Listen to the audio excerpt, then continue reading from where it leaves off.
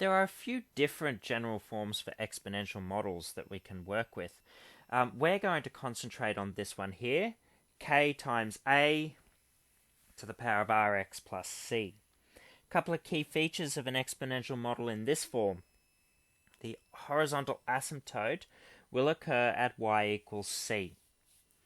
Okay, that's because there's no way to raise something to a power of 0, to a power of anything and get 0. And of course, if we've translated that up plus c, then that shifts the asymptote up. So exponential models have an asymptote at y equals c.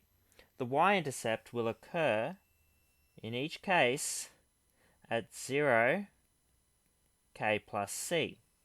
The reason for that is if we take our general form and we substitute in x equals 0, which we know is when we get a y-intercept, that simplifies to ka to the power of 0, and a to the 0, of course, is 1.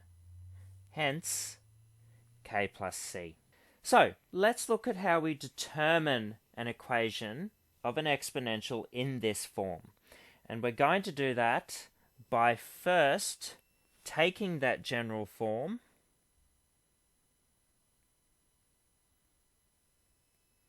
and substituting in the values that we know. We're told a and r. So we already know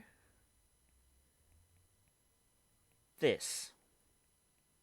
Just going to keep it as x and y for now. When we substitute in our first set of coordinates, so it's 60 degrees when the time is 10 minutes, then we end up with this equation, which is a half k plus c, because 2 to the negative 1 is 1 over 2. The second bit of information tells us that at 10 minutes, it's 40 degrees. And so we substitute those values in. And when we simplify that, we actually end up with a quarter k plus c. Alright, this is 2 to the power of negative 2, which is 1 over 2 squared, 1 quarter. At this point, we have two equations. And so, using linsolve, we can work out the values of k and c.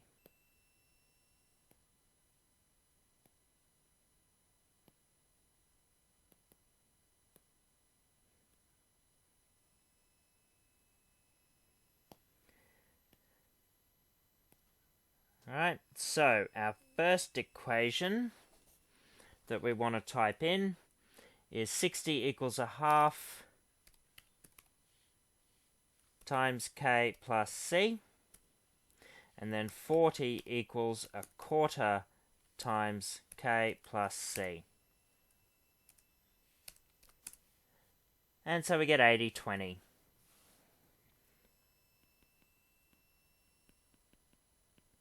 Okay, that means that the function is 80 times 2 to the negative 0.1t plus 20. And so if we want to evaluate that for 25 minutes, then we just substitute t equals 25 into that equation. We get about 34.1.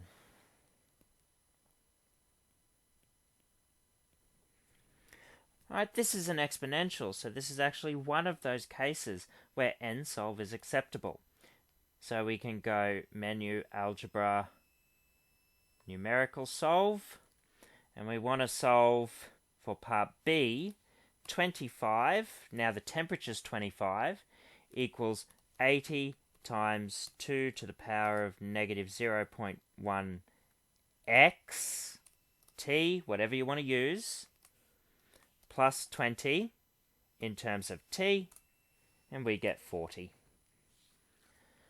The other way you could do that would be to graph 25, 80 times 2 to the negative 0.1x plus 20, and find that point of intersection.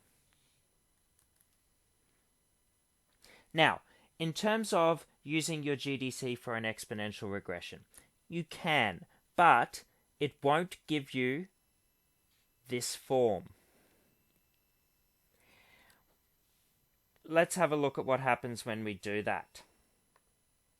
So, if we go in here, I've got 10, 60, 20, 40. Ignore that regression there. We go Menu, Statistics, Stat Calculations, Exponential Regression. X and Y. And this is what we come up with. R squared's perfect, so we're good.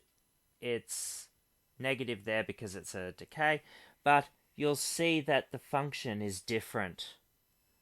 All right, because it gives it to us in the form a times b to the power of x. All right, so what this function would actually look like